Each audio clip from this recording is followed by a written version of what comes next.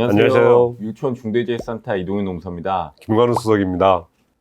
네, 오늘은 중대재해처벌법이 시행된 지 이제 벌써 1년 정도가 지났습니다. 벌써 이렇게 됐나요? 네네. 와. 네, 1년 정도 지나면서 이제는 조금씩 법원 판례는 아니더라도 검찰의 판단 사례들이 나오고 있습니다. 그래서 오늘은 그동안의 중대재해처벌법이 시행된 이후에 어떤 중대재해가 발생을 했고 거기에 따라서 특히 검찰에서 기소 처분을 한 사례를 통해서 어떻게 중점적으로 안전보건 확보 의무를 이제 이행을 해야 되는지 상당히 중요한 내용이에요. 네네 그런 부분에 네. 대해서 다루도록 하겠습니다. 들어가기 앞서서 일단 중대재해 발생 및 처리 동향에 대해서 좀 말씀을 드릴게요. 그래서 공식적인 통계에 보면은 지금 사망사고가 거의 446건이 발생했다고 합니다. 상당히 많이 발생하고 있네요. 뭐 9월 중순 기준으로. 그래서 이 수치는 이제 사실 전년도 동기에 대비해서도 약간 미세하게 증가한 수치다. 이렇게 좀 얘기가 되고 있고요. 특히 이제 400여 건 중에서 중대재해처벌법이 적용되는 대상 건수가 165건 정도 되는 것으로 보이고, 그리고 거기에 따라서 원천까지 적용되는 사례가 58건, 그리고 협력업체가 107건 이 정도로 보입니다. 지금 이제 노동청에서 수사를 통해서 기소 의견으로 송치로 올라간 게 21건 정도 되고요. 그리고 오늘 자세히 좀 설명드릴 검찰에서 이거는 문제가 있다. 중대재해처벌법상 또는 산업안전보건법상 업무상 과실치사상 제 형법상에 그런 문제가 있다라고 해서 기소한 건이 이제 4건 정도 됩니다. 네네. 그래서 이 4건 정도에 대해서 좀 자세히 설명을 드릴 예정입니다. 그래서 이 4건에 대해서 보면 이제 독성 감염, 이제 업무상 질병이죠. 다수가 독성 감염에 걸린 건이 이제 1호 기소 사례고요. 그 이후에 이제 자주 발생하는 건설 현장 워낙 많이 발생하죠. 건설 현장은 정말 많이 발생하고 있는 거죠. 그래서 이제 건설 현장에서 하청 근로자 사망 재해, 그리고 선박 수리 업체에서 또 이제 협력업체에서 이것도 사망 사례, 마지막으로 철강 제조업체에서의 이제 사망 사례, 이렇게 4건을 설명을 드리고 그 다음에 이제 중점 안전관리 포인트에 대해서 말씀을 드리고자 합니다.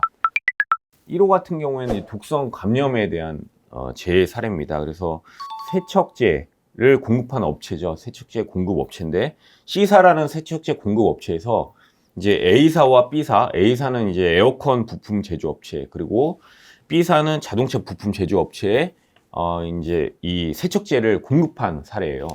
근데 거기에 따라서 이제 A 업체 B사, A사, B사에서 모두 중대재해가 발생했습니다. 집단 독성 감염이 생기는 이런 사건이 발생을 했고, 그래서 범죄 사실을 보면은 이제 A사 대표이사 중대재해처벌법 위반, 그리고 산업안전보건법 위반의 문제가 있었고, 그다음 B사 대표이사도 산업안전보건법 위반, 그리고 이러한 세척제를 제공했던 그런 업체에 대해서는 화학물질관리법 위반. 왜냐하면 그 MSDS 물질안전보건자료에 대해서 좀 허위로 기재해서 제공했다라는 원인 제공자인 거죠. 네, 원인 제공자라고 보시면 되겠습니다. 그래서 이 건에 대해서 이제 검찰이 기소를 했는데요. 기소 처분을 했는데 여기서 좀 중요한 시사점은 A사와 B사가 중대재해처벌법에 대해서는 결과가 나뉘었다는 점이에요. 선생님, 이거는 나뉜 이유가 좀 뭘까요? 그 원인은 그 안전보건관리 체계를 구축했느냐, 구축하지 않았느냐, 이거에 따라서 원인이 이게 나뉜 것 같습니다.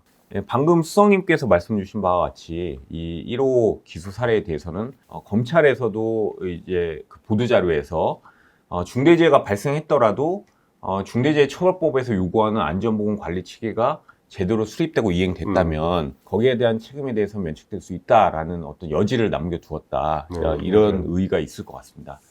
다음으로 이제 중대재해 2호 기소 사례에 대해서 말씀드리겠습니다. 2호는 가장 이제 중대재해가 많이 발생하는 건설 현장입니다. 사실관계 잠깐 보시면은 이제 건설 신축 공사 현장에서 이제 원청인 D사로부터 하도급을 받은 이사 소속의 근로자가 이제 고소 작업을 하면서 이제 안전대를 가장 중요하죠. 안전대를 걸지 않은 채로 하다가 추락해서 이제 사망한 건입니다. 여기에 대해서 이제 범죄 사실을 보시면은 또 중대재해처벌법은 산업안전보건법과 동일하게 양벌 규정이 있기 때문에 D사, 그러니까 원청사죠, 법인, 그리고 D사의 대표이사에 대해서 중대재해처벌법 위반의 죄가 있다.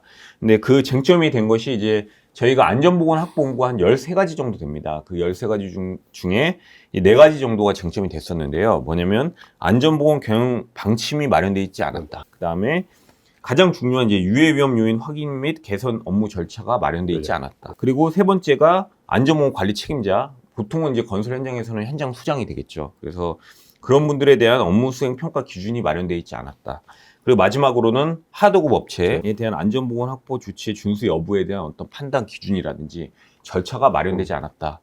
이러한 것들에 대한 안전보건 확보 의무가 쟁점이 됐었습니다. 그래서 검찰에서 이제 어떻게 처리를 했냐? 법인과 D사의 대표이사에 대해서 중대재해처벌법 위반죄로 기소를 했습니다. 했고, 예. 그런데 여기서 중요한 것은 이것은 이제 원청에 대한 원청 대표이사에 대한 검찰에서 기소한 첫 사례다. 네. 이러한 점에서 저희가 조금 시사점을 얻을 수 있을 것 같습니다. 그러니까 원하청 관계에서 하청에서 사망 사고가 발생했음에도 불구하고 네. 원청 대표를 기소한 기소했다. 네, 사례인 이런 거죠. 사례로 보시면 될 것 같습니다. 그럼 다음은 이제 3호 사례입니다. 3호는 이제 선박 수리 업체 관련된. 네. 여기 또 어떤 제조업이네요. 예, 여기도 아시다시피 이제 협력 업체 네. 근로자가 문제가 됐던. 그래서 이 사실관계를 보시면은 조선소의 선박 수리 이제 공사 현장에서 원청인 이제 F사로부터 하도급 받은 G사의 소속 근로자가 작업 도중에 이것도 이제 추락사입니다. 예, 추락하여 사망한 사건입니다. 그래서 여기에서도 이제 범죄 사실을 보시면은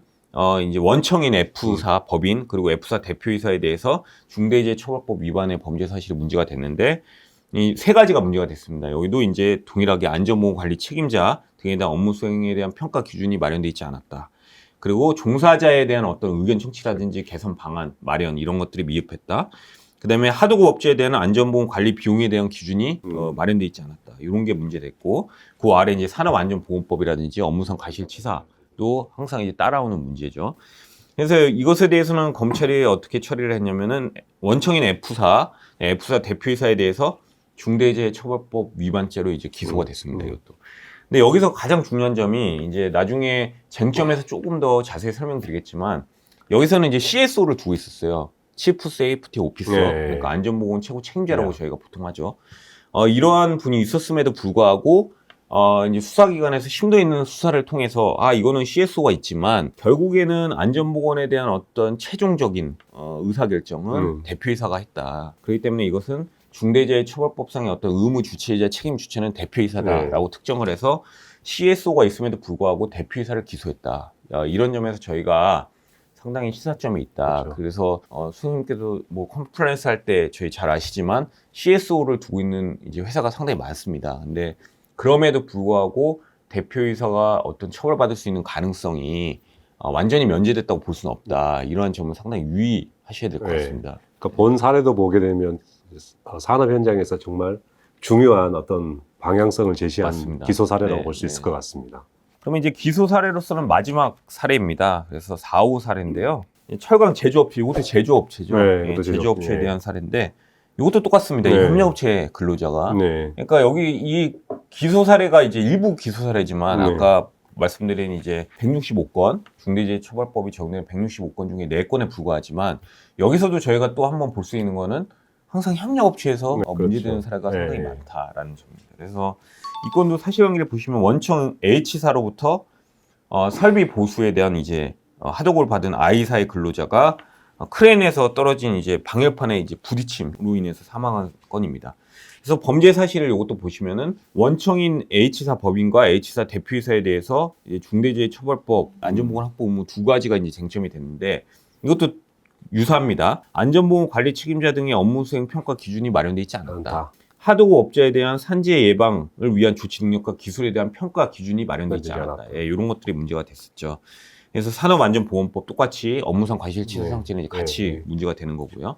여기에 대해서 이제 검찰은 원청의 대표이사에 대해서 중대재해처벌법 위반죄로 기소를 똑같이 했습니다. 네. 근데 여기에 이제 저희가 원청의 대표이사를 기소한 첫 번째 사례라고 말씀을 드렸는데 이거는 아까 말씀드린 그 2호 사례요. 그게 이제 원청에 대한 대표이사 첫 번째 사례고 요거의 첫 번째 사례라는 말씀 뭐냐면 건설 현장이 아니고 제조업체에 있어서도 이제는 산해하청의 어떤 협력 근로자의 사망에 대해서 어떤 원청의 대표이사에게 그 위반죄를 물은 첫 사례다. 이렇게 이해를 하시면 되겠습니다. 이렇게 네 가지 사례를 말씀드렸는데 여기서 좀 오해하실 수 있는 부분이 있어서 좀 짚고 넘어가는 게 2, 3, 4, 5 같은 경우에는 원청의 대표이사만 중대재해처벌법 위반죄로 문제가 됐어요. 그러면은 하청 대표이사 문제 없는 거냐? 산업안전보건법 위반죄만 문제 된 거니까 중대재해처벌법 문제가 없는 거냐라고 생각하실 수 있는데 그게 아니고 예를 들어서 3호 사례 같은 경우에는 50인 미만이었어요. 아직까지는 예, 유예가 되는 거죠. 예, 자격장이죠. 3년 유예가 됐기 때문에 24년 이후에는 적용이 되는 적용이 거죠. 되겠죠. 그리고 네 번째 사례는 5인 미만이었어요. 아주 소규모 사업. 예, 이제 이런 업체는 이제 적용 제외죠. 사실 네. 5인 미만은. 네. 그렇기 때문에 시청 대표이사가 처벌을 받지 않는다라는 게 아니고 요건만 되면 예, 당연히 처벌을 받는 받겠죠. 거죠. 당연히 받는 거기 때문에 이런 점은 오해가 없으시길 바라겠고요. 그래서 여기서도 시사점이 하나 있는 게 하청업체가 적용 유예나 적용 제외더라도 원청업체 같은 경우에는 요건이 되면은 그 적용 제외되거나 적용 유예된 하청업체 근로자가 사망한 경우에도 그래도 원청은 네, 적용이 된다. 적용 대상이 네, 된다. 이런 점을 좀 유의를 하셔서 보셔야 될 것 같습니다. 네, 그럼 여기까지 이제 저희가 11월까지 보도자료로 나왔던 경찰의 기소사례 4건에 대해서 모두 다뤄드렸고요.